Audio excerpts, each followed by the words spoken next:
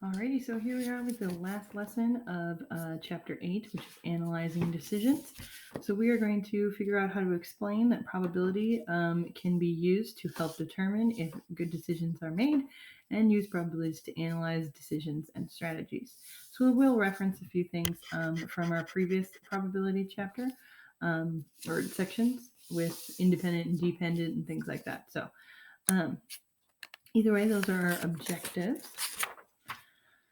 So taking a look at our first piece here, expected value, very important thing in probability, very common.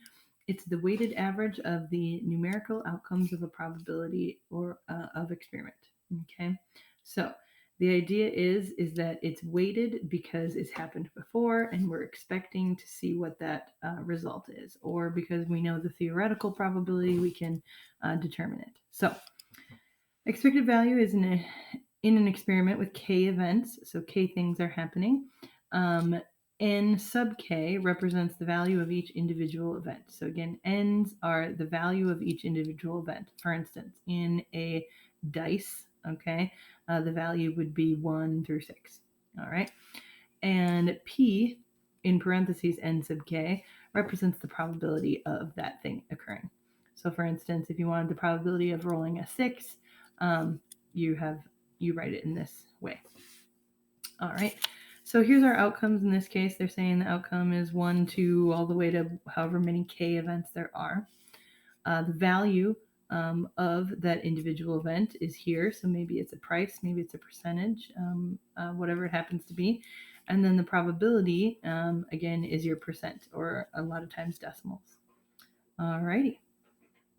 And then in order to get the expected value, that's when, it's interesting that they didn't write that here. That's when you take this value of the outcome and then the probability and multiply them. So all this row is saying is multiply the value and the probability. Oops.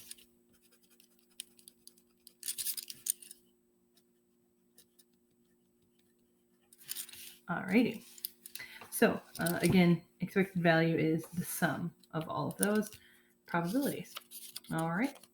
So we'll do an example here in a second. So probability, again, just referencing it, of an event A is used by writing P, inserting in parentheses an A, so probability of A. And remember, that's the number of ways that the event occurs out of the total number of outcomes. So again, if you're trying to roll a 1, there's one way that it can occur out of 6 total options in rolling a number cube. So in addition, when conducting an experiment, the sum of the probabilities should be equal to 1, okay? Because otherwise you've got some funky probabilities going on there.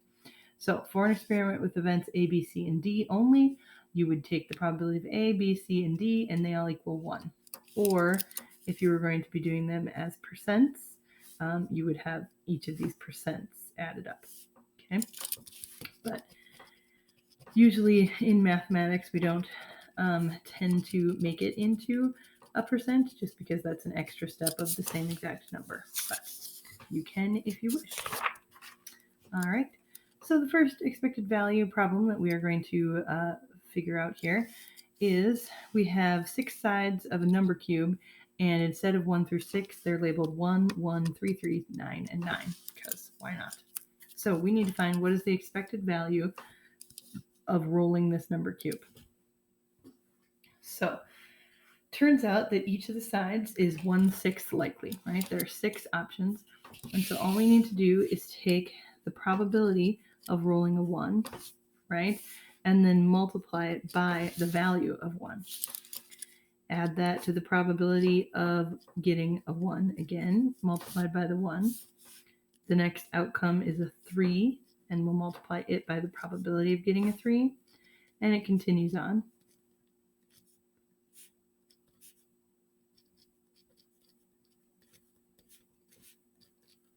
Oops, wrong parenthesis.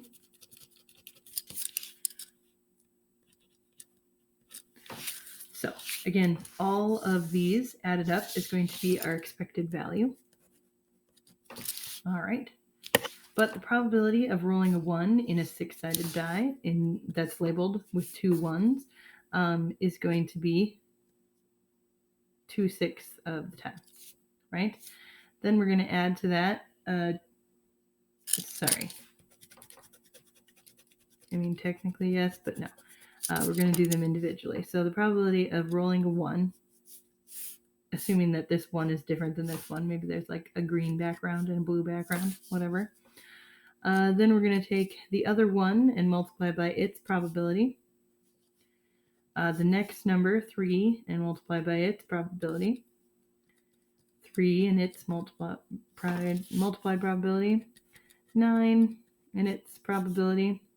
And the last 9 and its probability. So if we take each of these values and multiply them and add them all up, we are going to end up with 4.3 repeating, which is a very odd thing to understand, because it's saying that when you roll the number cube,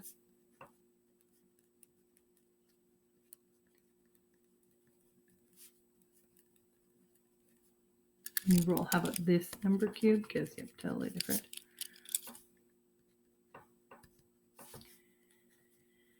You should expect a 4.3. We'll go with roll up. But that's kind of not, notice I put it in parentheses or in quotes. That's not exactly how, of course, it would ever roll, because notice that all the sides are 1, 1, 3, 3, 9, and 9, and so there's no side labeled 4.3. But as I know that I mentioned in class, the idea of expected value is that if you were going to, for instance, bet on getting more than 4 as your answer, okay, or more than 4 as your result, in this case, you would end up saying that that was pretty likely, because in this case, they're saying that 4.3 is your expected value. So if you're expected to get more than 4, then go ahead and bet that you would need to go more than 4. I like to think of this as dollar values. So if you think of it as every time you get a 1, you get $1, and every time you roll a 1, you get another dollar, or if you roll a 9, you get $9. You would expect, playing this game, that you would average $4.33. All right, so usually with money, it's a little easier to think of. All right. Then they want you to talk about the 2 probabilities that are happening here. And since these are mutually exclusive,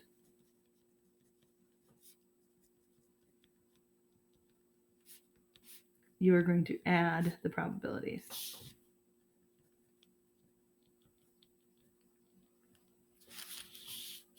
So in that case, they want you to find out the expected value of rolling a number cube.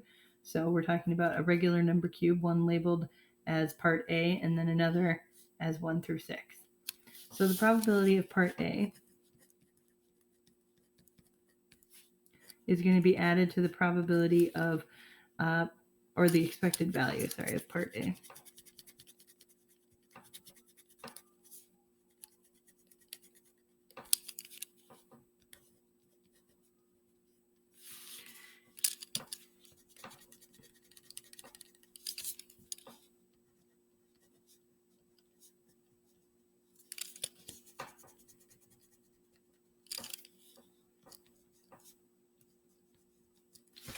So we're going to take the expected value of part A, which we have as 4.3 repeating,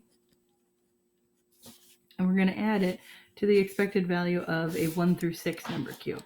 So how do we figure out a 1 through 6 number cube? It's the same as this number cube, only 1 happens 1/6 of the time, plus 2 happening 1/6 of the time, plus 3 happening 1/6 of the time. These are all multiplied. And 4 happens 1/6 of the time, 5 happens 1/6 of the time, and 6 happens 1/6 of the time. So it turns out that 4.3 repeating is our expected value of part A, and then 3.5 is your expected value of a other number cube. And so if you were to roll this number cube and a regular number cube, you would expect the value each, or for instance, money that you might get back for this as $7.83 repeating cents. So that's what we're looking for there. All right. The next examples are going to be happening on the next video because it turns out I can hear my son crying in the other room. So I'm going to go handle that and then come back.